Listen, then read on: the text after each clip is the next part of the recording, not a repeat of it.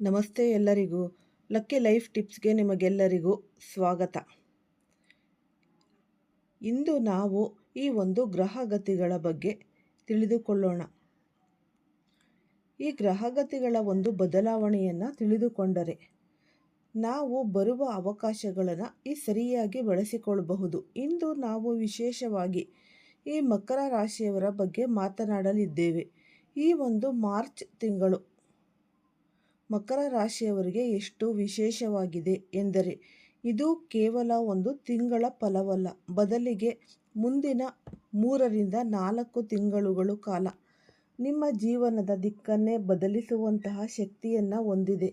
ನೀವು ಈವರೆಗೆ ಪಟ್ಟ ಕಷ್ಟಕ್ಕೆ ಪ್ರತಿಫಲ ಸಿಗುವ ಸಮಯ ಹತ್ತಿರ ಬಂದಿದೆ. ಈ ಗ್ರಹಗಳ ಬದಲಾವಣೆ ಮತ್ತು ಅದರ ಪ್ರಭಾವ. ಮಾರ್ಚ್ ತಿಂಗಳಿನಲ್ಲಿ ಗ್ರಹಗಳ ಸಂಯೋಜನೆಯು ಅತ್ಯಂತ ವಿಶಿಷ್ಟವಾಗಿದೆ. ಈ ಬದಲಾವಣೆಯು ಮಕರ ರಾಶಿಯವರನ್ನು ಯಶಸ್ಸಿನ ಉತ್ತುಂಗಕ್ಕೆ ಕೊಂಡೊಯ್ಯಲಿದೆ.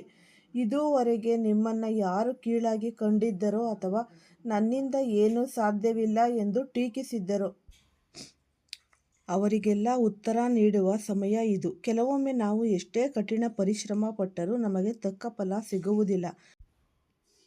ಅದಕ್ಕೆ ಕಾರಣ ಗ್ರಹಗತಿಗಳ ಬೆಂಬಲ ಇಲ್ಲದಿರುವುದು. ಆದರೆ ಈಗ ಕಾಲ ಬದಲಾಗಿದೆ. ಈಗ ಅದೃಷ್ಟ ನಿಮ್ಮ ಪರವಾಗಿದೆ. ನಿಮ್ಮ ಮುಂದೆ ಹೊಸ ಅವಕಾಶಗಳು ತಾನಾಗಿಯೇ ಹುಡುಕಿಕೊಂಡು ಬರುತ್ತವೆ. ಸಮಾಜದಲ್ಲಿ ಗೌರವ, ಕೀರ್ತಿ ಮತ್ತು ಆರ್ಥಿಕ ಲಾಭಗಳು ನಿಮ್ಮನ್ನು ಅರಸಿ ಬರಲಿವೆ. ಈ ಬದಲಾವಣೆಯ ಹಿಂದಿನ ಈ ಮುಖ್ಯ ಶಕ್ತಿ ಎಂದರೆ ಗುರುಗ್ರಹ. ಈ ಮಾರ್ಚ್ 11ರಂದು ಗುರುಗ್ರಹವು ಈ ಮಾರ್ಗಸ್ಥಿತಿಗೆ ಬರಲಿದೆ. ಪ್ರಸ್ತುತ ವಕ್ರಸ್ಥಿತಿಯಲ್ಲಿದ್ದ ಗುರುವು ನೇರ ಹಾದಿಗೆ ಬರುವುದು ಎಂದರೆ ನಿಮ್ಮ ಬದುಕಿನ ಈ ಒಂದು ಅಡೆತಡೆಗಳು ನಿವಾರಣೆಯಾಗುತ್ತೆ ಎಂದರ್ಥ. ಇದು ಮಕರ ರಾಶಿಯ 6ನೇ ಮನೆಯಲ್ಲಿ ಸಂಭವಿಸಲಿದೆ. 6ನೇ ಮನೆಯು ಸಾಮಾನ್ಯವಾಗಿ ಉದ್ಯೋಗ, ಈ ಋಣ, ಸಾಲ, ರೋಗ ಮತ್ತು ಶತ್ರುಗಳನ್ನು ಸೂಚಿಸುತ್ತೆ. ಗುರುವು ಇಲ್ಲಿ ಈ ಮಾರ್ಗಿಯಾಗಿರುವುದರಿಂದ ಈ 4 ಕ್ಷೇತ್ರಗಳಲ್ಲಿ ನಿಮಗೆ ದೊಡ್ಡ ರಿಲೀಫ್ ಅನ್ನೋದು ಸಿಗುತ್ತೆ. ಇಲ್ಲಿ ವಿಶೇಷವಾಗಿ ಮಾರ್ಚ್ನಿಂದ ಮೇ 31ರವರೆಗೆ ಈ ಪರಿಣಾಮ ಅತ್ಯಂತ ತೀವ್ರವಾಗಿರಲಿದೆ. ಉದ್ಯೋಗದ ವಿಷಯಕ್ಕೆ ಬಂದರೆ ನಿರುದ್ಯೋಗಿಗಳಿಗೆ ಈ ಹೊಸ ಕೆಲಸದ ಅವಕಾಶಗಳು ಸಿಗುತ್ತೆ. ನೀವು ಬಯಸಿದ ಕಂಪನಿಯಲ್ಲಿ ಅಥವಾ ನಿಮ್ಮ ಅರ್ಹತೆಗೆ ತಕ್ಕಂತೆ ಉತ್ತಮ ಈ ಉದ್ಯೋಗ ಲಭಿಸುವ ಸಾಧ್ಯತೆ ಹೆಚ್ಚಿದೆ. ಈಗಾಗಲೇ ಕೆಲಸದಲ್ಲಿ ಇರುವವರಿಗೆ ಸಂಬಳದ ಹೆಚ್ಚಳ, ಈ ಸ್ಯಾಲ್ರಿ ಮತ್ತು ಈ ಒಂದು ಪ್ರಮೋಷನ್ ಅಂದರೆ ಸಿಗುವ ಯೋಗ. ನಿಮ್ಮ ವೃತ್ತಿ ಜೀವನದಲ್ಲಿ ನೀವು ಹೊಸ ಮೈಲಿಗಲ್ಲನ್ನು ಸ್ಥಾಪಿಸಲಿದ್ದೀರಿ. ಗುರುಗ್ರಹದ ದೃಷ್ಟಿ ಮತ್ತು ನಿಮ್ಮ 10ನೇ ಮನೆಯಾದ ಕರ್ಮಸ್ಥಾನದ ಮೇಲೆ ಬೀರುತ್ತಿದೆ. ಇದು ನೇರ ದೃಷ್ಟಿಯಾಗಿರುವುದರಿಂದ ನಿಮ್ಮ ಉದ್ಯೋಗ ಅಥವಾ ವ್ಯವಹಾರದಲ್ಲಿ ಹಿಂದೆಂದೂ ಕಾಣದ ಪ್ರಗತಿಯನ್ನು ನೀವು ಕಾಣಬಹುದು. ಈ ವ್ಯವಹಾರದಲ್ಲಿ ಹಣದ ಹರಿವು ಹೆಚ್ಚಾಗಲಿದೆ ಮತ್ತು ಹೂಡಿಕೆ ಮಾಡಿದ ಹಣದಿಂದ ಲಾಭ ಬರಲಿದೆ. 10ನೇ ಮನೆಯು ಬದಲಾವಣೆಯನ್ನು ಸೂಚಿಸುತ್ತೆ. ಇದರರ್ಥ ನಿಮ್ಮ ಕೆಲಸದ ಸ್ಥಳ ಬದಲಾಗಬಹುದು ಅಥವಾ ನೀವು ಮಾಡುವ ಕೆಲಸ ರೀತಿಯಲ್ಲಿ ಸಕಾರಾತ್ಮಕ ಬದಲಾವಣೆಗಳು ಬರಬಹುದು. ಈ ಬದಲಾವಣೆಗಳು ಆರಂಭದಲ್ಲಿ ನಿಮಗೆ ಆಶ್ಚರ್ಯ ತಂದರೂ ದೀರ್ಘಕಾಲದ ದೃಷ್ಟಿಯಿಂದ ಇವು ನಿಮಗೆ ಅತ್ಯಂತ ಲಾಭದಾಯಕವಾಗಿರುತ್ತೆ.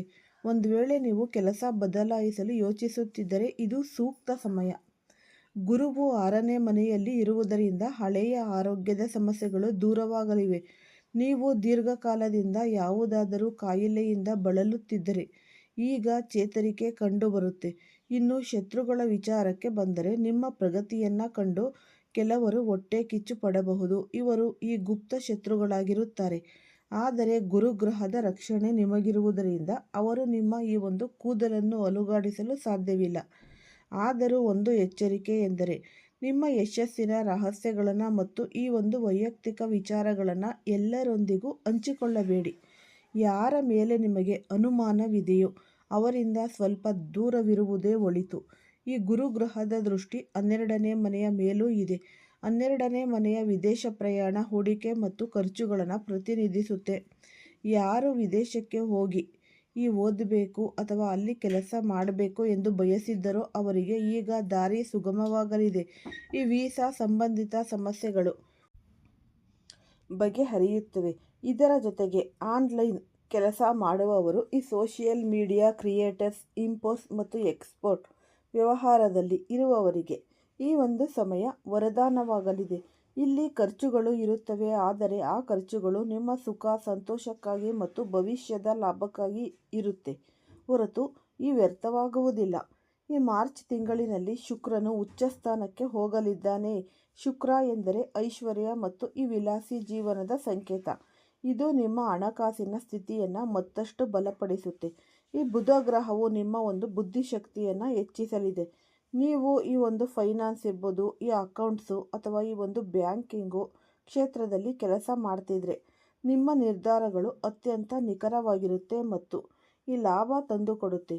ಬುಧನು ಮಾರ್ಗಿಯಾಗಿರುವುದರಿಂದ ನಿಮ್ಮ ಅದೃಷ್ಟದ ಸ್ಥಾನವಾದ 9ನೇ ಮನೆಗೆ ಬಲ ಸಿಗಲಿದೆ, ಅಂದರೆ ದೈವ ಬಲ ಜೊತೆಗಿರಲಿದೆ. ಹಣದ ಮನೆಯಲ್ಲಿ ಈ ಹಿಂದೆ ಇದ್ದ ಗ್ರಹಣದ ಯೋಗವು ಈಗ ಮುಕ್ತಾಯಗೊಳ್ಳುತ್ತಿದೆ. ಸೂರ್ಯನು ರಾಹುವಿನಿಂದ ದೂರ ಸರಿಯುವುದರಿಂದ ನಿಮ್ಮ ಆರ್ಥಿಕ ಸಮಸ್ಯೆಗಳು ಕೊನೆಗೊಳ್ಳಲಿವೆ. ಸೂರ್ಯನ ಪ್ರಭಾವದಿಂದ ನಿಮಗೆ ಸಮಾಜದಲ್ಲಿ ದೊಡ್ಡ ಹೆಸರು ಮತ್ತು ಅಧಿಕಾರ ಸಿಗುವ ಸಾಧ್ಯತೆ ಕೂಡ ಇದೆ. ಈ ಸರ್ಕಾರಿ ಕೆಲಸಗಳಿಗೆ ಪ್ರಯತ್ನಿಸುತ್ತಿರುವವರಿಗೆ ಶುಭ ಸುದ್ದಿ ಸಿಗಲಿದೆ. ಈ ಒಂದು ಅದ್ಭುತ ಸಮಯವನ್ನು ಸರಿಯಾಗಿ ಬಳಸಿಕೊಳ್ಳಲು ನೀವು ಕೆಲವು ಸರಳ ಪರಿಹಾರಗಳನ್ನು ಕೆಲಸಗಳನ್ನು ಮಾಡಲೇಬೇಕು. ಪ್ರತಿದಿನ ಬೆಳಗ್ಗೆ ಎದ್ದು ಸೂರ್ಯನಿಗೆ ನಮಸ್ಕರಿಸಿ ಮತ್ತು ಸೂರ್ಯ ಮಂತ್ರ ಅಥವಾ ಈ ಗಾಯತ್ರಿ ಮಂತ್ರವನ್ನು ಪಠಿಸಿ. ಇದು ನಿಮ್ಮ ಆತ್ಮವಿಶ್ವಾಸವನ್ನು ಹೆಚ್ಚಿಸುತ್ತೆ. ಸುಗಂಧ ದ್ರವ್ಯಗಳನ್ನು, ವಿಶೇಷವಾಗಿ ಗುಲಾಬಿ ಅತ್ತರನ್ನು ಬಳಸಿ. ಇದು ನಿಮ್ಮ ಶುಕ್ರ ಗ್ರಹವನ್ನು ಬಲಪಡಿಸುತ್ತೆ. ಆದಷ್ಟು ತಿಳಿ ಬಣ್ಣದ ಬಟ್ಟೆಗಳನ್ನು ಧರಿಸಲು ಪ್ರಯತ್ನಿಸಿ. ಇದು ನಿಮ್ಮ ಸುತ್ತ ಸಕಾರಾತ್ಮಕ ಶಕ್ತಿಯನ್ನು ಸೃಷ್ಟಿಸುತ್ತೆ. ಈ ಗ್ರಹಗಳು ನಿಮಗೆ ದಾರಿಯನ್ನು ತೋರಿಸಬಹುದು, ಆದರೆ ನಡೆಯಬೇಕಾದವರು ನೀವೇ. ಅದೃಷ್ಟದ ಜೊತೆಗೆ ನಿಮ್ಮ ಕಠಿಣ ಪರಿಶ್ರಮವನ್ನು ಮುಂದುವರಿಸಿ. ಈ ಮಾರ್ಚ್ ತಿಂಗಳು ನಿಮಗೆ ನೀಡುತ್ತಿರುವ ಈ ಒಂದು ಸುವರ್ಣ ಅವಕಾಶವನ್ನು ವ್ಯರ್ಥ ಮಾಡಬೇಡಿ. ನಿರಂತರವಾಗಿ ಪ್ರಯತ್ನಿಸುತ್ತಿರಿ. ಯಶಸ್ಸು ಖಂಡಿತವಾಗಿಯೂ ನಿಮ್ಮ ಪಾದ ಸೇರುತ್ತೆ. ಜನರು ನಿಮ್ಮ ಸಾಧನೆಯನ್ನು ನೋಡಿ ಅಚ್ಚರಿ ಪಡುವ ದಿನಗಳು ಹತ್ತಿರ ಇವೆ. ಇಂದು ನಿಮ್ಮ ಜೀವನದಲ್ಲಿ ಒಂದು ಮಹತ್ತರದ ಬದಲಾವಣೆಯ ಗಾಳಿ ಬೀಸುತ್ತಿದೆ. ಇಂದಿನಿಂದ ನಿಮ್ಮ ಹಣೆಬರಹದ ಸಂಕೋಲೆಗಳು ಕಳಚಲಿವೆ. ನಿಮ್ಮ ಅದೃಷ್ಟಕ್ಕೆ ಇನ್ನು ಯಾರೂ ತಡೆಯೊಡ್ಡಲು ಸಾಧ್ಯವೇ ಇಲ್ಲ. ನಿಮ್ಮ ಯಶಸ್ಸನ್ನು ಕಂಡು ನಿನ್ನೆಯವರೆಗೂ ನಿಮ್ಮನ್ನು ಹೀಯಾಳಿಸಿದವರು ಇಂದು ಬೆರಗಾಗುವ ಸಮಯ ಬಂದಿದೆ. ಹಾಗಾಗಿ ನೀವು ಎಲ್ಲೇ ಇದ್ದರೂ, ಎಷ್ಟೇ ಕೆಲಸದಲ್ಲಿದ್ದರೂ ಒಂದು ಕ್ಷಣ ಬಿಡುವು ಮಾಡಿಕೊಂಡು ಈ ಮಾತುಗಳನ್ನು ಪೂರ್ತಿಯಾಗಿ ಕೇಳಿ. ಅರ್ಧಕ್ಕೆ ಬಿಟ್ಟರೆ ನೀವು ಪಡಬೇಕಾದ ಮುಖ್ಯ ಮಾಹಿತಿಯಿಂದ ವಂಚಿತರಾಗುತ್ತೀರಿ. ಈ ಒಂದು ಬ್ರಹ್ಮಾಂಡದಲ್ಲಿ ಈಗ ನಡೆಯುತ್ತಿರುವ ವಿದ್ಯಮಾನಗಳು ಶತಮಾನಕ್ಕೊಮ್ಮೆ ಮಾತ್ರ ಸಂಭವಿಸುತ್ತೆ. ಗ್ರಹಗಳು ತಮ್ಮ ಸ್ಥಾನಗಳನ್ನು ಬದಲಿಸುತ್ತವೆ ಮತ್ತು ಶಕ್ತಿಗಳು ಒಂದುಗೂಡಿಸುತ್ತವೆ. ಈ ಎಲ್ಲ ಘಟನೆಗಳ ನೇರ ಮತ್ತು ತೀವ್ರವಾದ ಈ ಒಂದು ಪ್ರಭಾವ ಈ ಮಕರ ರಾಶಿಯವರ ಮೇಲೆ ಬೀಳುತ್ತಿದೆ. ಕಳೆದ ಕೆಲವು ದಿನಗಳಿಂದ ನಿಮ್ಮಲ್ಲಿ ಆಧ್ಯಾತ್ಮಿಕ ಮತ್ತು ಧಾರ್ಮಿಕ ಆಸಕ್ತಿಯನ್ನು ಹೆಚ್ಚುತ್ತಿರುವುದನ್ನು ನೀವು ಗಮನಿಸಿರಬಹುದು. ಇದು ನಿಮ್ಮ ಸ್ವಭಾವದಲ್ಲಿ ಒಂದು ಸಕಾರಾತ್ಮಕ ಬದಲಾವಣೆಯನ್ನು ತರುತ್ತಿದೆ. ಇದರಿಂದಾಗಿ ನೀವು ಮಾಡುವ ಕೆಲಸಗಳು ಸುಲಭವಾಗಿ ಪೂರ್ಣಗೊಳ್ಳುತ್ತೆ. ವಿದ್ಯಾರ್ಥಿಗಳಿಗೆ ಇದು ಬಹಳ ಉತ್ತಮ ಸಮಯ. ನೀವು ಯಾವುದಾದರೂ ದೊಡ್ಡ ಕೋರ್ಸ್ಗೆ ಸೇರಲು ಬಯಸಿದರೆ ಅಥವಾ ಈ ಒಂದು ಹೊಸ ಕಾಲೇಜಿಗೆ ಅರ್ಜಿ ಸಲ್ಲಿಸಬೇಕಿದ್ದರೆ ತಡ ಮಾಡಬೇಡಿ, ಮುಂದುವರಿಯಿರಿ.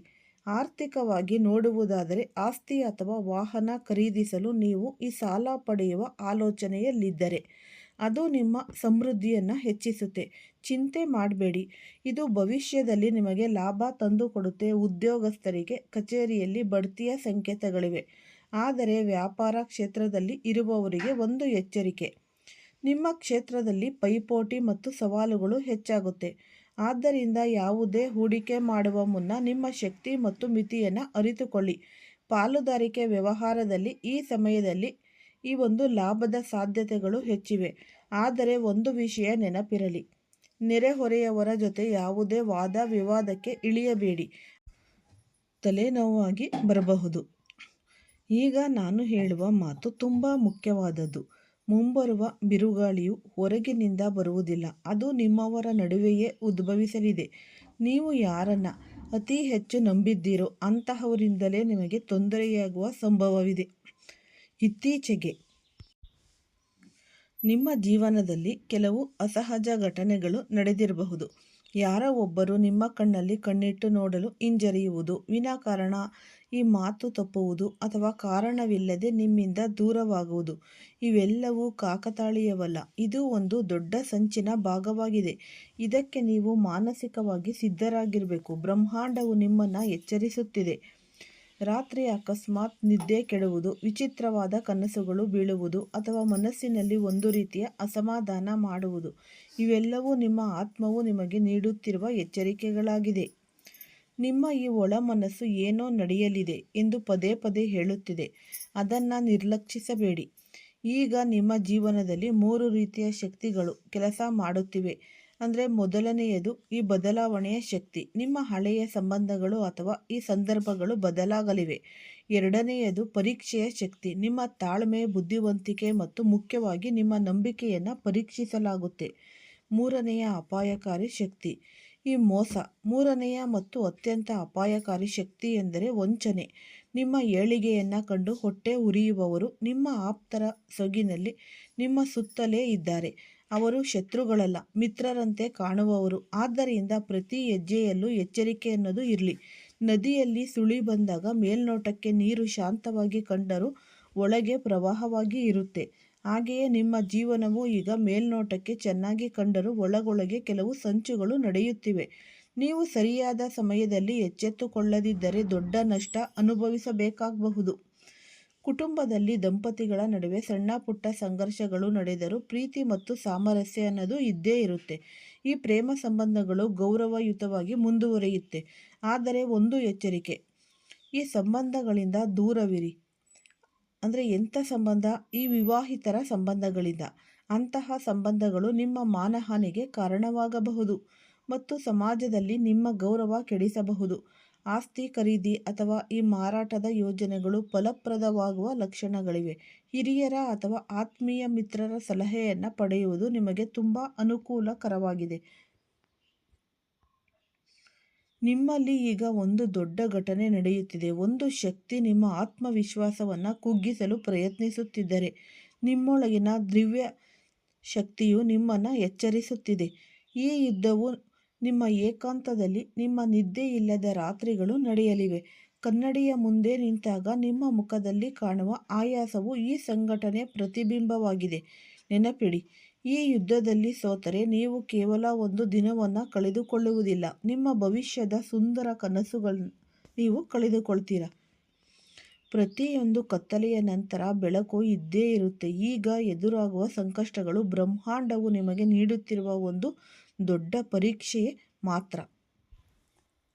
ಈ ಪರೀಕ್ಷೆಯಲ್ಲಿ ನೀವು ಗೆದ್ದರೆ ನಿಮ್ಮ ಅದೃಷ್ಟದ ಬಾಗಿಲು ಶಾಶ್ವತವಾಗಿ ತೆರೆಯಲಿದೆ. ಧೈರ್ಯದಿಂದ ಮುನ್ನುಗ್ಗಿ. ಯಾರನ್ನು ಕುರುಡಾಗಿ ನಂಬಬೇಡಿ. ನಿಮ್ಮ ಕೆಲಸದ ಮೇಲೆ ಗಮನವಿಡಿ.